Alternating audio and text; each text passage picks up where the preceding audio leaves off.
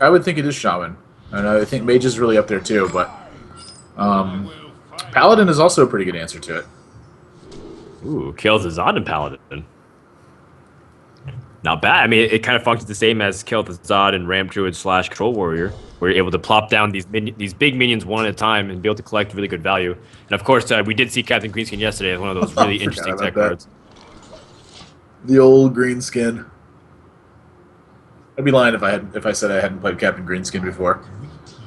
I think we all have when Pirate Warrior became a thing, right? Or Pirate Rogue.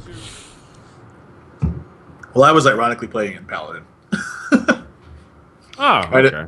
I had a Deathwing and a Ysera and a Paladin deck, along with Captain Greenskin to go with the 2 True Silver Champions. It didn't work very well. But, you were a visionary ahead of its time. Don't worry, Admirable. You're always ahead of the meta. I was preparing for this moment in time with that deck. Well, that's why you should be playing, right?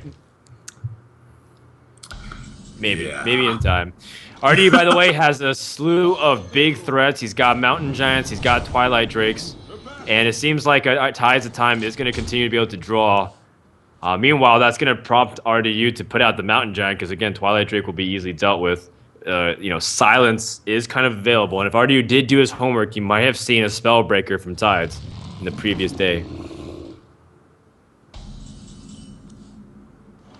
Do you think that Peacekeeper... Oh, he's using it as a draw engine. Ha! Mm-hmm. I was like, why did he Peacekeeper the... And now I see it. That makes a lot of sense. That's a strong play. Yeah, it allows him to get ahead of it. Paladin usually has a lot of slow early starts. Wow, look at this again. You just continue to fill it up. He's not even afraid of Hellfire. Not blinking whatsoever. Yeah, I'm not sure he can afford to be afraid of Hellfire at this point. Give it his hand context. He's just got a bunch of minions in his hand. Yep. Play around things like Mortal Coil as well on at least the Acolyte. But there's a lot of tokens anyways. Meanwhile, RDU kind of agonizing over whether or not he can get away playing with something like his Twilight Drake or Sludge Belcher. Which one is the right one? Still kind of relative. Unfortunately, we know that Spellbreaker is out in the hand, and Tides of Time does have the way to answer it. A quality off the top as well. Yeah, this is looking like a pretty good spot for Tides now. It's really just how does he go forward. He doesn't even have to use the quality if he doesn't want to. No, he's got enough damage otherwise. He does give up his whole board if he does so. And he's just going to play it slow. Take it easy.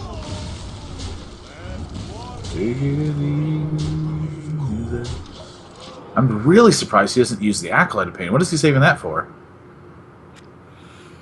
I don't know. There's not... I'm trying to think of cute plays you can use with Spellbreaker and silencing your own minion that's been equality'd, but Acolyte... I don't know. Maybe it makes it a little bit more resistant to other things like Hellfire, and you get to draw a card, but it does the same thing anyways, whether you draw it now or later.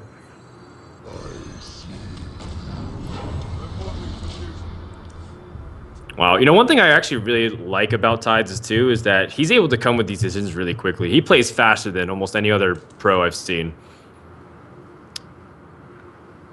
Yeah, he practices a lot, so it does say a lot about that. But I still would prefer, I think, to see him slow down a little bit. Like almost every single time you make a mistake, it's because you made your decision too fast. So if you think about it that way, you can almost always avoid that sort of pitfall by just taking your time. It's a fair criticism for sure. But now he's spent so much time loading the board that something like Kel'Thuzad allows him to do massive damage in the future turns. He's really hoping his opponent doesn't have something like Hellfire, but he's played around it so far. It's really hard not to pick up value something like Kel'Thuzad, but I think you want to kind of do your best to load it up.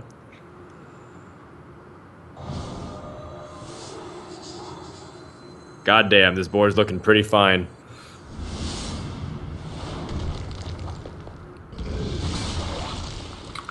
Yeah, this is he's still not drawing a card off the Acolyte. I'm confused. Am I missing something? Like keeping his opponent at 5. This is, by the way, he didn't miss any damage here. This is a I think deliberate he wants non-attack. he wants flexibility with Kel'Thuzad for next turn. Like It's got to be what it is. in case he has the ability to revive, he wants to go for it. Leroy Shadowflame seems to be the only way RDU can stabilize here without giving up more, because Hellfire Lothep would still survive. And Tide's going to use this opportunity just to kind of load up once again with Paladin's best defenses and just put up a bunch of taunts. Yeah, Kel'Thuzad putting a really big hurt on on RD's potential to really get back in this game. Makes Giants completely weaker. Like, it's just crazy. Because of the Giants, they're able to trade in and create more taunts and make life really difficult. Ragnaros off the top as well. Oh boy. And Tides is okay with leaving it up, and if he can snipe one of these Giants, it'd be massive. Anyone would be nice. Wow. That's the first time I think I've ever seen Tides' Ragnaros hit a minion. At least the minion that he wants, right? And RDU's in a tough position because Shadow Flame still isn't exactly ideal, just because you're leaving something, so you have to kind of add a little bit extra to the plate in order to take everything out. Can't even place a Mountain Giant afterwards. It's going to be awkward no matter what he does. This is brutal. You have to Shadow Flame here, though. Or do you? I think you do. He's going to let Ragnaros live? Well, if you just Siphon Soul Ragnaros. Oh, does he have Siphon Soul? Yes. How did I miss that? There you go. Oh, he does have Siphon Soul. Huh. Alright, touche. Now Tides has, let's see. Does he have a way to set it up so that way he can almost ensure lethal in the following turns? Little hard to say at the moment. Also, another small tidbit, RDU does not have a Mountain Giant Shadow Flame play next turn because he's going to have 1 mana short because he's only going to be 7 on the Mountain Giant draw. Right. So his reset is still going to be limited. It's like Sunwalker, just continue to overdevelop the board and attack. It seems like these mid-range taunts are really strong against Giants. They force the Giants to attack where he sees fit, and they're really inefficient attacks as well. So it just puts a lot of pressure on him to have to come up with the right combinations of answers. All right, well, RDU is going to go for a full board clear at the cost of his own, leaving a 2-1 as his line of defense. He's already used Shadow Flame. He's already used Leroy. He's already used Power Overwhelming, so it seems like his damage has been completely drained. And Ty just continues to pick up gas. It's kind of unbelievable at this stage. Just how the Paladin just never runs out of mid-game threats here. Just 5-drop after 5-drop. His whole deck is just 5s and 6-drops. If he makes it to turn 5, look out. Unbelievable. And there's not even a need for these heavy legendaries. Like, Harrison Jones is legendary, sure, but it's been every other card that's been doing the work. Sunwalker, right. Sludge Belchers. Stampeding Kodo, huh? How much merit is More there to 5-drops, Kodo and Greenskin. I don't know. I think the power of like Kel'Thuzad is your checkmate. I like the way you kind of phrased it yesterday. You know, having it as your trump card when you know the game can be sealed is the best way to kind of utilize it. And you have so many of these mid-range creatures to be able to get additional value off of it. It seems pretty appropriate.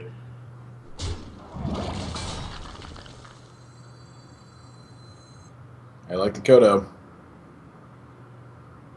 Yeah, I do like it so that way he doesn't get enabled to push through. The Sludge Belcher can get an easy one, but then if you're Kodoing, are you playing Greenskin on an empty board? Yeah, I'm okay with that as well. I just want to get stuff on the board. Let me think.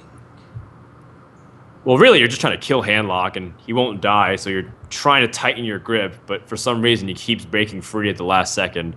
But RDU is pretty much out of answers here. Just kidding, he picked up Siphon Soul. So the show will go on. And he's getting valuable intel from what his opponent... He sees Harrison Jones. Okay, so I have to be careful with my weapon classes, because I think RDU is bringing a warrior. Right. Greenskin might be the info he needs. Can't really play around Greenskin, calculating that 1 extra damage and 1 extra durability. That's what you think. You're gonna hold the Harrison, wait for the Greenskin, counter it. Oh with man. Harrison, bam! Next level plays. Ah, that's actually a good point. It's funny. Lay on hands, as if this game needs to go on any longer, but at the same time, I think this is a safer play. It makes total sense. Blowing your opponent out of the water. 7 cards left. It's not going to be any fatigue. RDU, ooh, the face he makes realizing what kind of situation he's in. Pretty dire straits. This is bad news for him. There we go. I think this is the last remaining threat, unless RDU's playing Jiraxis. There's actually no way to generate any kind of sorts of threats anymore. You laugh, but yesterday we saw the Elder Lord in action. We did see Jiraxis hit play. It's different. What's funny is that the Jiraxis play also it resulted as an opponent missing lethal. Yeah. So maybe not the strongest use of Jiraxis that we'd seen all tournament. Wait, is this? No, it's not lethal yet. Okay. No, because that one taunt, he was short a little bit. Now, RDU has to find a way to do 15 damage off of one card. There's currently no 2-card combination in Warlock, I think, that does 15 damage. With 8 mana, at least. And I think RDU will come to the same conclusion. He might fight all the way to the end. He does have Defender of Arius. But there's just no way. Yeah, I don't see this happening. You can actually even, I mean, now might be the time where you play Kel'Thuzad and just revive everything. Or even just Kodo and go for a full board clear. You don't need to even show Kel'Thuzad. Well, at this point, he certainly is thinking about the damage potential, so the taunt is almost certainly going to come out here. Sure. And now, finally, RDU has gone down, and Tides will end the series as, it was decided about 5 turns ago. Yeah. But, for RDU's sake, he wants to get as much. I think so. I think so, and I agree. Looks like he is selecting that rogue. We're going to go to the opening mulligan screens and see what RDU can do to pull himself back in here. And you know what? Not too bad of a hand in terms of what he has, the Gadget Stand and the Azure Drake, but as long as he kind of pieces together something else, maybe an SI7 agent, maybe even a Farseer to kind of control the early 1/1s, I think RD will be sitting in a pretty decent spot. Yeah, I think this is kind of hand he's more than happy with at the moment. Gadget Stand Auctioneer and a lot of spells, along with preparation and the coin. He's only missing 1 card, really. And I'm guessing you can... Oh, whoa! You spotted it right away. Tides does have the answers, though. He's got Wild Pyro and Quality. He's even got True Silver to answer the Drake immediately. So I think... ooh, and Captain Greenskin. Why not as a follow-up? So I think Tides is still in a pretty decent spot in terms of being able to answer whatever threat comes out. And he's using the True Silver to attack immediately and put pressure on his opponent. This is kind of curious. Well, it's because he has Greenskin in his hand. It's a lot of damage that's going to add up. Oh, Shade and Extramus, I forgot this was an RDU's deck.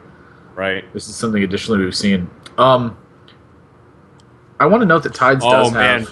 Okay, I thought he was going to Kodo it, but it looks like he's opting not to do that. I'm curious why he didn't Kodo it, honestly. Is there a better target? I guess you want to use it on, like, with the Peacekeeper and... maybe you want to use it afterwards, because you have a quality anyways to reset. So that's probably your way to kill everything. Look at this. Yeah, as I was mentioning, after he draws all these cards, by the way, Wild Pyramid and Equality will kill the Gadget Auctioneer, but it doesn't really deal with it. I mean, Gadget Auctioneer's already well more than done its job at this point. Just look at how many cards it's drawn. Yeah. It's drawn 1, 2, 3, 4, 6 cards. And you know what? He has a full hand, or almost a full hand too. I thought he was in danger of perhaps milling. 1, 2, 3, 4, 6. Oh, well, I mean, Phantom Knives counts as 2 cards. I accidentally a number. the whole thing. This is also fascinating here that, RDU doesn't want to trade any of his health in. Yeah, it doesn't surprise me either. I mean, 5 is a lot to pay. You also have to use a weapon charge, which is something you might not want to do.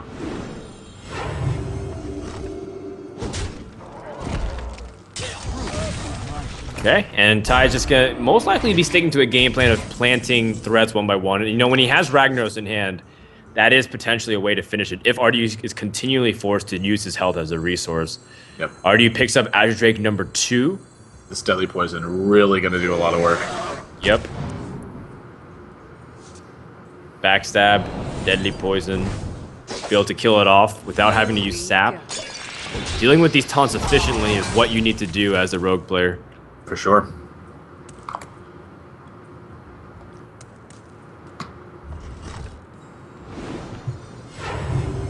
Okay, so it's Tide's turn, most likely dropping another big creature that's hard to deal with.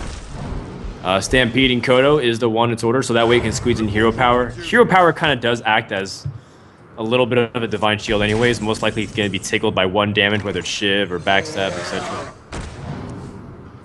How does RDU move forward from here? Just continue to draw, continue to do damage. Yep. This is going to be Ragnaros next turn? Well, I think that might not be so bad. Oh, jeez. But then he's going to be on 8 mana, and if he has double Shadow Step Leroy because he drew so many cards, you might die. In fact, he's hovering over equality, so I think he's going to go for a safer play Sunwalker. Tide's really understanding his matchup. Yep. This feels to me like a matchup he's played a lot. His game plan is actually really solid the full way through. If you take a look at what's happening, like he's even going as far as to play this Wild Pyromancer before he plays the Sunwalker, and he just wants extra threats on the board. Oh my gosh! Wow, that is a huge draw right now. And he has Conceal even because he just saw the equality. And he's got Zap. Ragnaros is going to need to do some work here. I mean, this is like one of the only ways that I think Tides can even live at this point.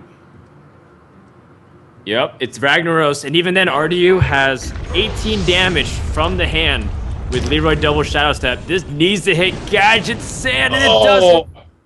So that is game over, and RDU is able to take game 3 with Miracle. Wow, what a draw. I think this game, his draw was just too powerful. There's not really anything that Tides could have done about this. And this is something I want to talk about in terms of how to play against these matchups. A lot of people were always fearing that killing Gadget and Auctioneer was the way that you actually answered Miracle Rogue. And frankly, it isn't. It's pressure is the way that you answer this deck. So having something like Equality and Wild Pyromancer or Equality and Consecrate, it can make a difference in being able to not die in these matchups. And not dying can give you the extra turns you need to kind of kill your opponent. But the pressure on the board is what you really need. You have to. You've killed it. They've still drawn a ton of cards. Those are the games you chalk up as a loss. And the rest of the games, make the most of what you can of them. All right, wow, RDU again. It seems like these players are more willing to mulligan away their SI7 agents, cards that we thought that were really important in the beginning, and opting for a fish for, I don't know, whether it's Gadget Sand or, Azure Drake is a nice pickup too. I think a lot of this is matchup dependency. Obviously against Control Warrior, there's not a lot of targets to cleanly SI7 agent, so he wants to fish for cards that are going to give him a little more effect. So something like Azure Drake's really important. Obviously Gadget Sand's really important. And Shady Next Rhombus, I'm curious how this is going to be this matchup. It feels like it's pretty good. Yeah, it's good the earlier it gets out, not just to power up, because late stages there's Brawl, and there's ways that it just dies easily with stealth. I would also really like to see RDU attacking with this dagger here. I think, frankly, he's just missed 2 points of damage.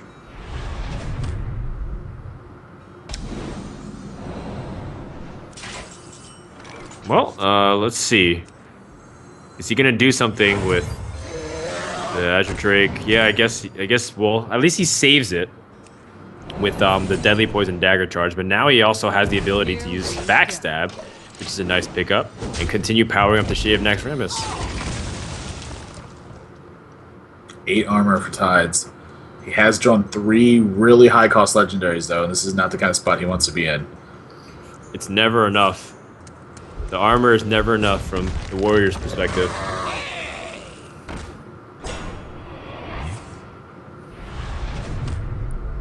RDU will have a 4-4 on board. And he will have the opportunity to play Azure Drake number 2. Gadgetzan, an auctioneer, has made an appearance, so RDU has pretty much everything he needs, maybe just a preparation to now start piecing everything together. Shade of Naxxramas feels so powerful in this matchup.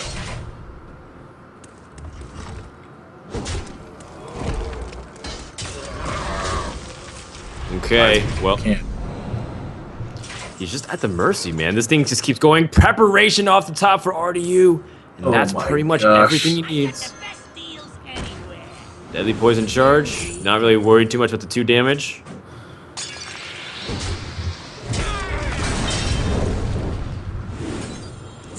Continue just to chain draw. And now he's going to pick up almost a full hand of things to do. Second preparation, which is continue the madness. And he's going to hold once again.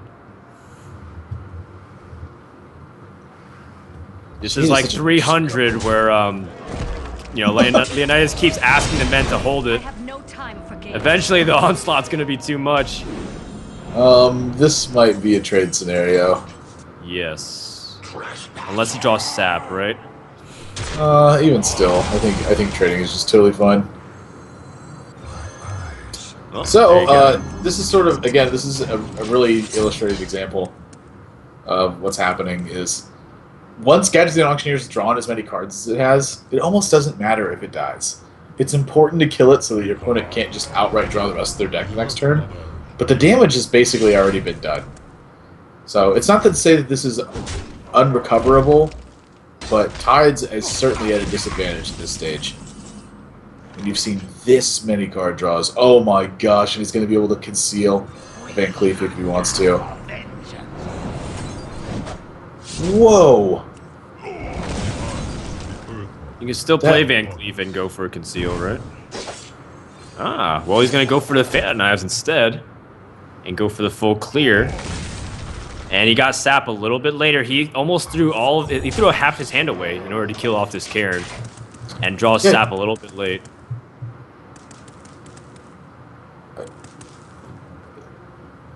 Now Tides has a small little window. Because his opponent's hand still hasn't really developed. He needs kind of finishers. But if he picks up another thing, like, say, a preparation here, RDUs might have to feel all-inning on Van Cleef. Depends on how things pan out. Wow, he really chose to... Huh. Ooh, Whirlwind off the top, so that way he can go for a clear, weapon up, and pass it back over. Okay. Yeah, I think leaving the Blood Mage here is totally fine. I don't think the Blood Mage is the biggest threat in the world. You know, something we haven't seen, I think, is Cold Blood. We haven't seen Cold Blood kind of feels like it's cycled out of the meta. I don't think we've seen a Cold Blood from a single Miracle deck so far this tournament. Wow, I think it might come down to a Ragnarok shot then. Well, Tides he's still at a pretty healthy life total, and RDU's kind of out of stuff. You know, I was mentioning how the damage has been done, but this pan out afterwards has just been really lackluster. Okay, another big Ragnarok shot that Tides needs to land, and RDU is pointing in one direction that he wants it to go. Oh, and it hits the face. Gosh. Leroy off the top. Now, but he has low step. Oh my goodness, this may have actually been able to turn around for RDU. Yep, is looking at lethal already the following turn perhaps. And Tides needs a little bit more in order to kind of advance this. His hand's too heavy. The Lotheb doing so much work right now.